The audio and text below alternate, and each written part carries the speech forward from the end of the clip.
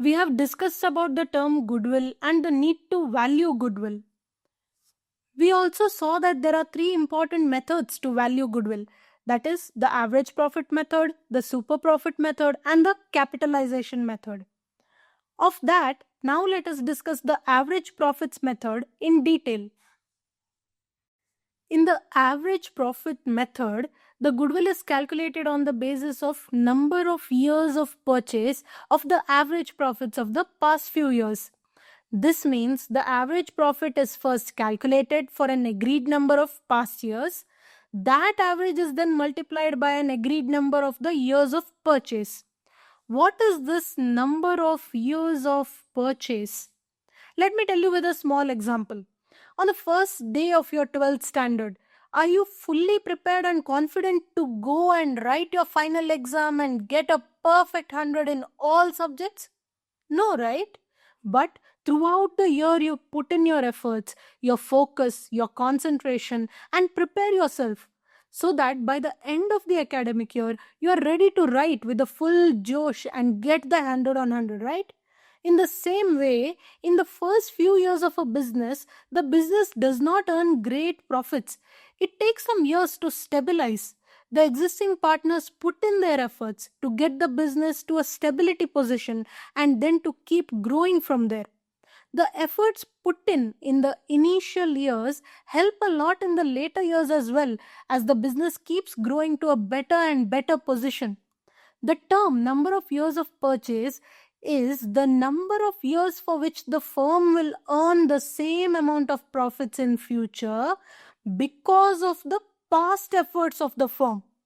Basically, what this means is that once a new partner is admitted, we know that he will share the profits in the future after joining in the firm. But a portion of those profits is influenced by the efforts put in by the old partners before the new partner has joined. So, the partner has to compensate old partners for having put in the efforts in the past, due to which he will earn the better profits in the future. This number of years of purchase is determined on the basis of how many years a new business may take to reach the same level as an existing business into which the new partner is seeking entry. So, goodwill calculated under this method is nothing but average profits multiplied by the agreed number of years of purchase. Here we discussed that the number of years for which the firm will earn the same amount of profits in the future due to the benefits derived by the efforts put in the past by the existing partners is the number of years of purchase. The average profit is calculated by taking the total profits for the agreed past number of years and dividing it by that many number of years. But if the formula was only this much, then it would be very too easy, right? No, it's actually very easy, but there are some additional factors to be considered. What are those factors? Let's see. So here we can see some additional factors which we have to consider while calculating the average profits. In the first and second factor, that is A and B, we can see that any abnormal income and abnormal losses should be taken out. Let's see the logic behind the same. Now see, the whole reason why we are calculating on the basis of number of years of purchase is to compensate the existing partners for their past efforts, of which the business will reap the benefits in future. So, if there is an abnormal gain or an abnormal loss, it is generally due to an external factor and that is beyond the control of the partner. That may have happened only in the year such abnormal gain is earned or abnormal loss is suffered. So, that is not related to the normal gains that a business may earn in future. So, such abnormal items are removed. If there is an abnormal gain, then such abnormal gain is deducted from the profit of such year to arrive at the normal profit.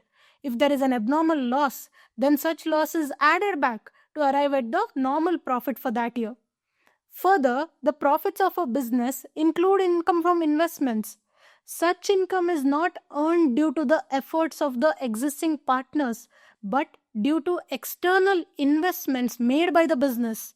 These investments may or may not be profitable in the future, but the outcome of these investments is not dependent on the efforts of the existing partners.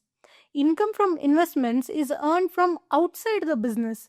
So, this should also be excluded and deducted from the profits while calculating the average profits for the calculation of goodwill. So, we see that the items to actually exclude are the items which are included in the profit and loss statement due to events outside the purview of efforts put in by the partners. So now we know that we have to exclude all the abnormal items and include all the normal items. Now getting into the calculation. The first step is to ascertain the total profit for the past given years. For this, we take the profits available for the given number of years and add it all up. Now the next step is to eliminate the abnormal items and include the normal items if they are not already included. So step 2 is to add all the abnormal losses. When the losses are included in the profit and loss statement, it is deducted from the income and hence brings down the profits. Hence, when we want to exclude it, we simply add it back to the profits, which in turn gives the effect of having it removed from the expenses side. Step 3 is to add all the normal incomes, if not added before. We all know that all the normal items need to be included. So if an income which was earned in the normal course of business was left out while calculating the profits, then we need to include the same. Since it's an income, if it were included previously, it would have effect of driving the profits up. So we need to add it to the profits. Step 4 is to deduct all the non-business gains as well as abnormal gains and incomes. While discussing how to calculate the average profits, we saw that we need to exclude any income which are either abnormal in nature, that means earned due to some external factor and not due to the efforts of the partners, as well as to exclude any gains which do not relate to the business, that is income from investments, speculation, lottery and so on. So when such incomes are included in the income, they drive the profits up. So to exclude them, we need to deduct them from the profits. Step 5 is to deduct all the normal expenses if not deducted previously. We know that all the normal items need to be included. So if an expense which was earned in the normal course of business was left out while calculating the profits, then we need to include the same. Since it is an expense, if it were included previously, it would have the effect of driving the profits down. So we need to deduct it from the profits. Now that all the normal items are included and all the abnormal items are excluded, we get the profit figure that should be considered for calculating the goodwill. Next, to ascertain the average profit, the total profits of the agreed number of years so ascertained should all be aggregated and divided by the number of years. So the average profits of such years is combined and arrived at. Once we ascertain the average profits, we just then multiply it with the number of years of purchase. The amount so ascertained is the value of goodwill by the average profits method. Let us just take an example now. The profits of 3 years of a firm are 60,000, 85,000 and 1,10,000 respectively. In the third year, one of the offices of the firm had caught fire and the total loss was assessed to be 15,000. The firm wants to calculate goodwill on the basis of 2 years of purchase. So what we will do here first is that we should add back the abnormal loss that happened due to fire, that is rupees 15,000, to the profit of the third year in which such abnormal loss has happened. So the adjusted profit of the third year will be 1,25,000 rupees. Now we should see the total profit of 3 years, that is 60,000 plus 85,000 plus 1,25,000, that is 2,70,000 rupees. Now the average profit is calculated as 2,70,000 divided by 3 years, that is 90,000. Now the goodwill is calculated as this average profit into the number of years of purchase, that is 2. So the goodwill is 1,00,000 80,000 rupees. What we saw now was the simple average profits method. Next, we will discuss the weighted average profits method. In this method, the method of calculating the profits is the same as in the simple average profits method. However, once the profits are ascertained, then the method of calculating the average is a bit different.